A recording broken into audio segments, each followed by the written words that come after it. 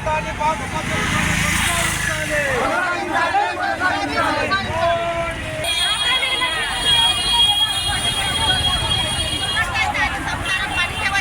ఉపాధి హామీ చట్టాన్ని బలహీనం చేయడానికే కేంద్ర ప్రభుత్వం కంకణం కట్టుకుంది అనేది ఇవాళ ఈ విషయాలన్నీ చూస్తే అర్థమవుతున్నది. అందుకే ఈరోజు మేము ఎంపీడీఓ కార్యాలయం దగ్గర పెద్ద ఎత్తున కూడా 30 గ్రామాల ప్రజలు వచ్చి వాళ్ళ కష్టాలు ఇవాళ అధికారికి చెప్పారు. మెమరాండంలో రాశాము. వీటి ప్రకారం తక్షణమే ఈ సమస్యలు పరిష్కారం చేయాలని చెప్పేసి మేము కోరుతా ఉన్నాం.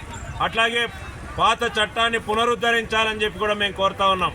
ఈ సమస్యలు పరిష్కారం కాకపోతే వచ్చే వారం సంగారెడ్డి